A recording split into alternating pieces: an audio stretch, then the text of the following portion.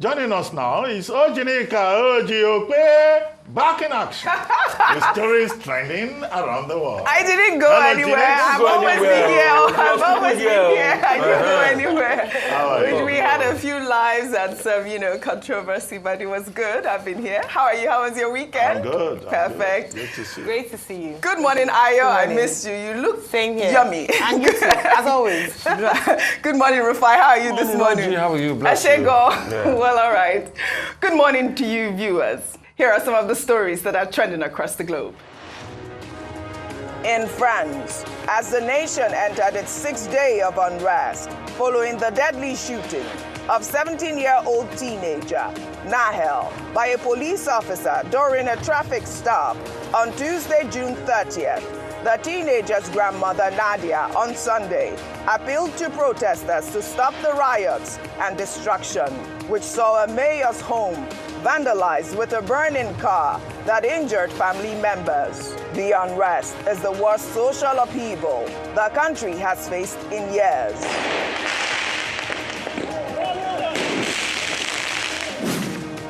In Mexico, a mayor in San Pedro Guamelula town, Victor Hugo Sosa, married a female caveman on Sunday in a traditional ceremony which is believed to bring good fortune to his people. The mayor is said to have reenacted an ancestral ritual, setting social media abuzz after stating that he and the alligator-like reptile, nicknamed Princess Girl, were in love.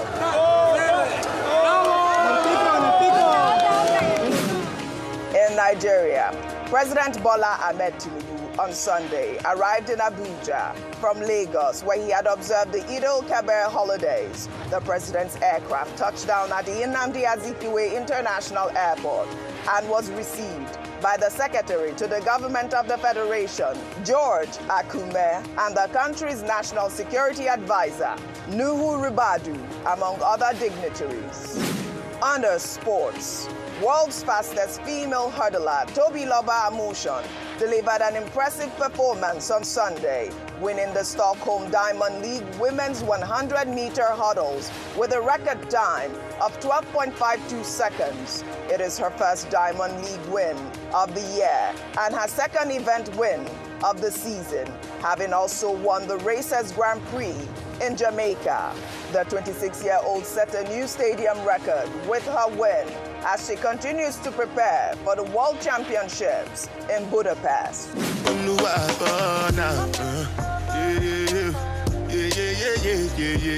Finally, under entertainment, Grammy Award-winning Afro-fusion singer Burna Boy on Sunday received a birthday surprise from his family in the Netherlands as he performed on stage. The singer, who recently won his 4th BET Award in the Best International Act category, turned 32 on July 2nd. A video showing the singer dancing in excitement as his family serenaded him with a birthday song was shared on the singer's Instagram page.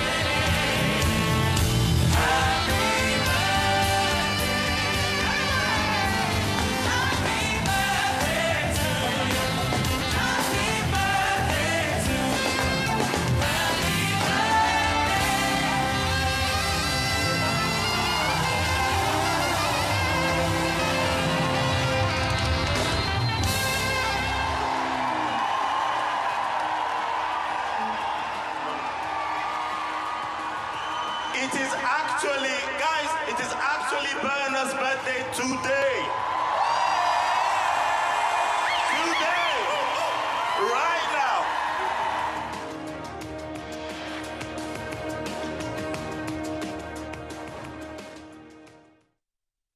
Well, can we say happy birthday to our star Burna Boy? He's 32, Dr. Abati. Well, he's 32 congratulations years old. to him. Yeah. Importantly, it's not about his age. Absolutely. It's the fact that he's one of those diamonds that Yes. we cherish in That's Nigeria.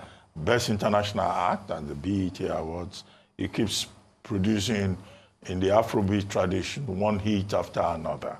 Congratulations to him and to his family, because he was surrounded by family members at that event. Brings a lot of creativity to the work. Love it. Brings a lot of energy, a lot of dedication, And his parents have been very supportive. Yes. His mom is, there she is. She's beautiful. Boss, Ugulo, she's been a very supportive mother. And congratulations to all mothers who stand by their sons and their daughters. I heard you say he and should by, get married.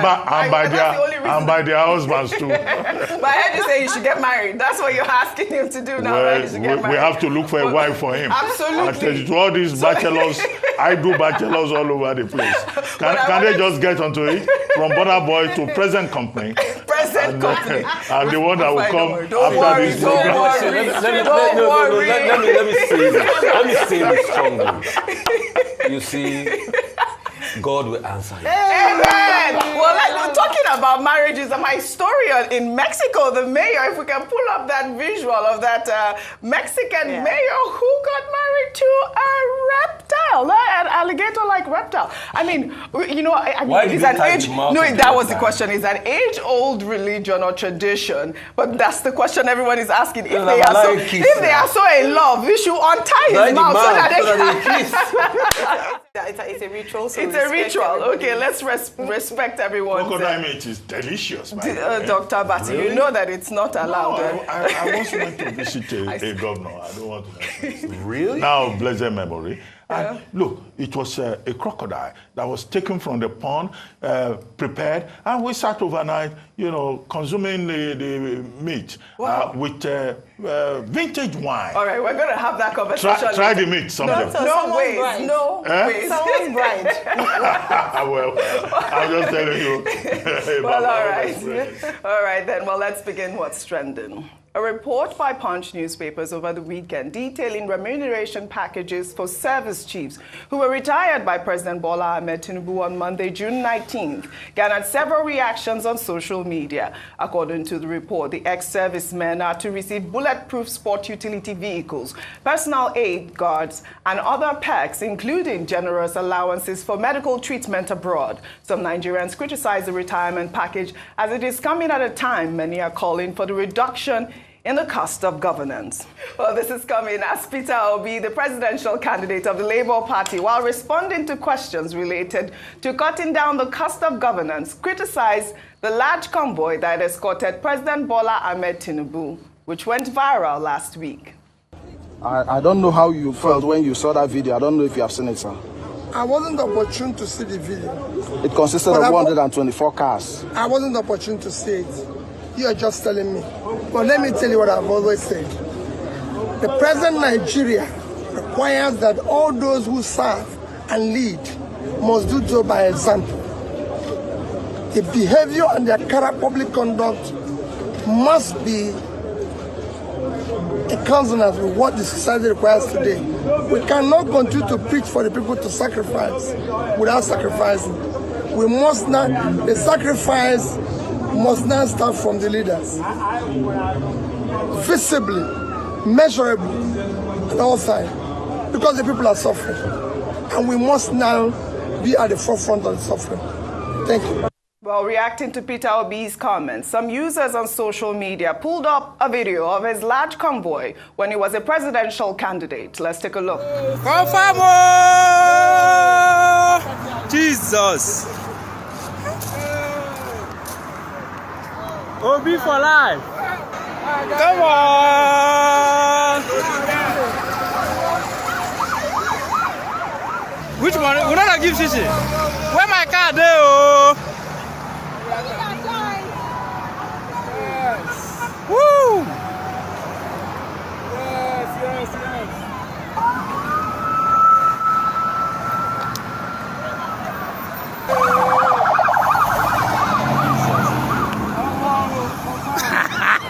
Our president! Yeah, intimidation. Dr. Abati Rufai Ayo, this video trended over the weekend because obviously we saw President Bola Ahmed Tinubu's large convoy in Lagos where other government officials escorted him to his Bodilon residence. Over the weekend, I had a guest on the morning show.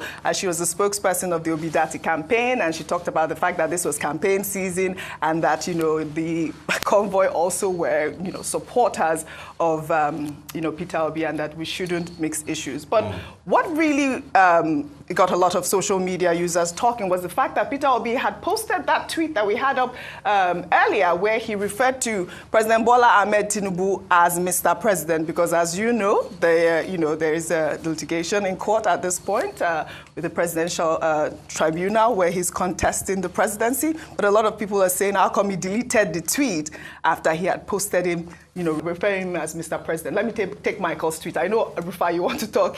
Michael wrote, I'm surprised that Peter Obi deleted the entire Twitter thread where he criticized Tinubu's convoy. Is it because he acknowledged Tinubu as Mr. President, or because he was shown several videos of his long convoys during the campaign? Just so he rehearsed the thread. So 2 things. I don't know why he deleted the tweet. He'll have to come and say why he deleted the tweet. But as of today, let's not get things mixed up. Yeah. Bola Ahmed Tinubu is Mr. President. He's President of the Federal Republic of Nigeria.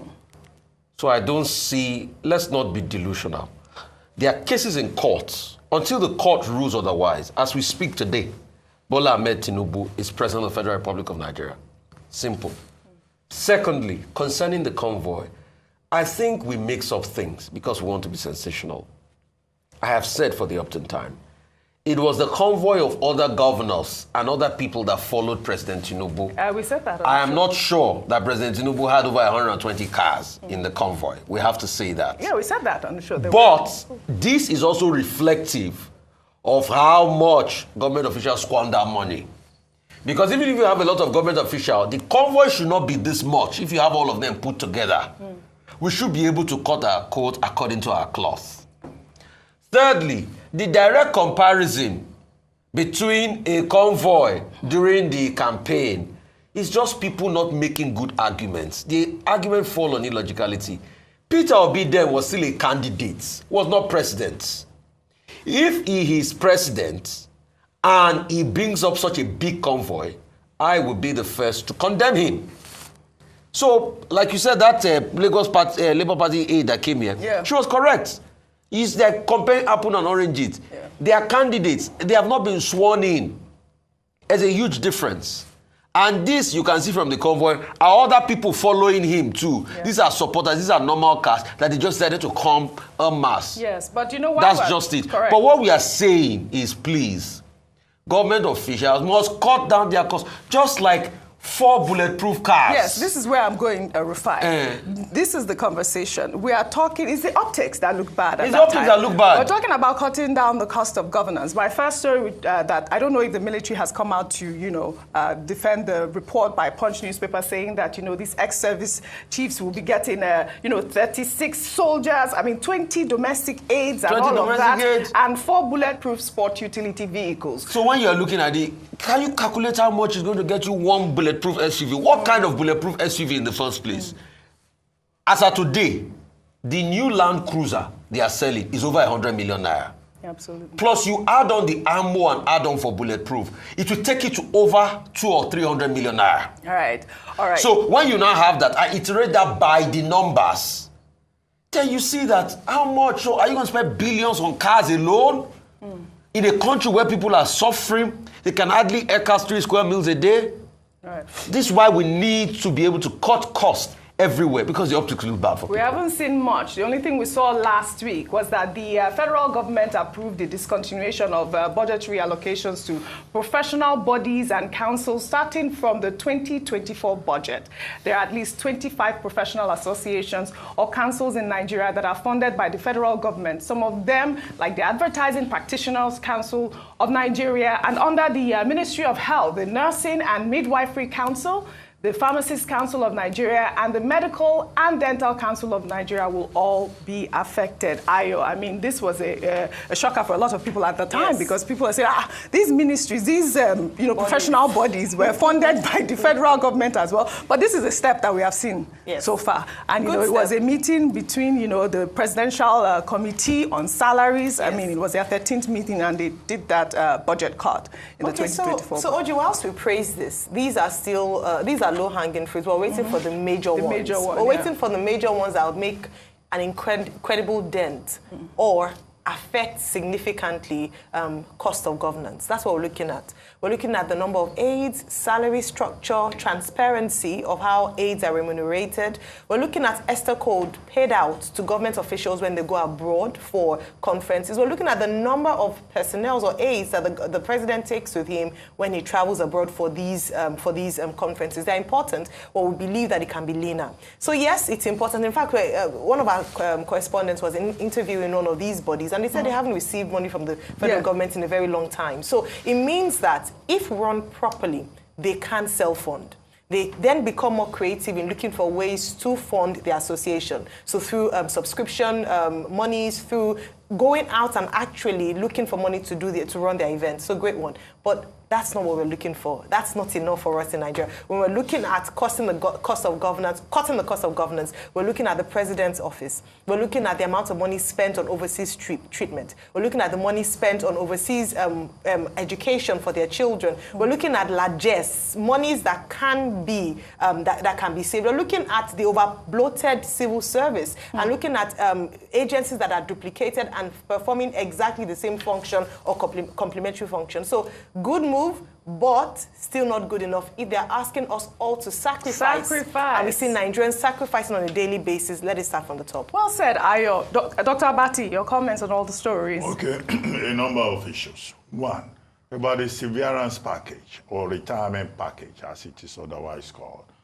Look, it's statutory. Certain categories of officials in Nigeria, retired service chiefs, retired AIGs, DIGs, retired generals, you know, they are given certain benefits. First, there's severance package. Second, there's retirement package. Former presidents, former deputy governors, former governors in various states of the Federation collect all of this. In fact, the remuneration for former presidents is even reaching into the annual budget. At a point, it was about 70 billion naira. I guess the whole idea for service chiefs, for retired generals and AIGs and DIGs and senior officers is the whole idea of making sure that, okay, they constitute a reserve army, you know, a reserve force that can be called back if there is any emergency in the country. But the problem we have in this regard is that we have not had such emergency that you see the reserve force being called into action in Nigeria. So the principle of it is one thing. But where the problem lies is the abuse. And this has been very controversial, particularly at the state level. When people protest that, look, how can a man be a governor for just 4 years and you say he will enjoy benefits for the rest of his life? If he is entitled to pension, pay him his normal pension. But if you look at the protests about these service chiefs, it's about the outrageous nature of what was reported in the papers. What will a man do with 4 SUVs? I don't know. Because what the statutory provision says is that those SUVs will be changed periodically. And then the man who has retired is entitled to medical care with his family once a year. Abroad. With children. Abroad. And then what will you do with 36 aides and cooks and all kinds of, you know, just living office and living like royalty? So Nigerians have every reason to feel outraged by that. But the principle is different from the abuse. So is that abuse that is the problem? And a number of persons have come forward to say, oh, this looks like some form of a political settlement. Now that is deplorable. That is unacceptable, if that is the case. But statutorily, there are many persons out there who will serve Nigeria for just 4 years, or who will be chief of staff of defense or whatever for just 2 years, and they will be collecting rent from Nigeria for the rest of their lives. And that is where the average Nigerian is angry. Because the average Nigerian will tell you, okay, why are we the ordinary people? We people that wake up very early in the morning to work and put in a hard day's work. Why should we be striving? And some people will be collecting rent from Nigeria. The other leg of it is cost of governance, which is about the implementation of the Onronsaye report, which we're told, okay, an attempt is being made now to cut subventions to professional bodies. Well, many of those professional bodies have said it is not true. that they don't collect any subvention. In case anybody has been writing that into the Nigerian budget That is another and collecting money on their behalf, that should be investigated immediately. So there have been objections from some of those professional bodies. Some of those professional bodies say they run their organizations through subscriptions by members, through levies on members. However, the other leg of it is that some people have said some of those professional bodies, like the Medical and Dental Council of Nigeria and some health-related agencies, need to be funded by government, because those ones who cannot survive on subvention. But the thing is that if government's intention is to implement the Oronsaye report, then it has to be wholesale. Yeah. The Oronsaye report talks about duplications. It's not talking just about subventions and subscriptions. It talks about duplication. It talks about territoriality. You make a man a minister now, the first thing you will look at is the number of parastatals under his ministry. If you table the report, all of them will be fighting. They don't want anything to be taken away from them, because the tradition is that every Friday, there's this Ogakepe tradition that some people have talked about, whereby you get some support from the parastatals under your, and that's why some people are more interested in certain ministries more than others. Nigeria cannot run like that at a time where we're cutting fat, at a time where we're cutting leakages. On the issue of convoy, well, it's still about cost of governance. That's the context. That's actually Peter Obi was campaigning. As a private citizen, he can have as long a convoy as he wants. But the government has to cut costs, has to cut fat.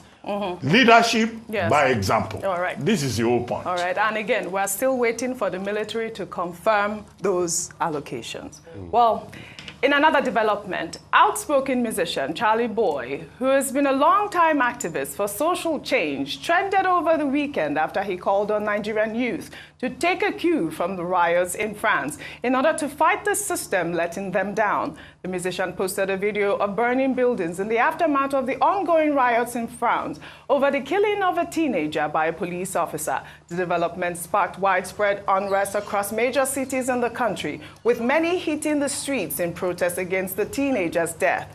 Charlie Boy's tweet reads, 9% of the population has brought down entire cities. Karma from Africa.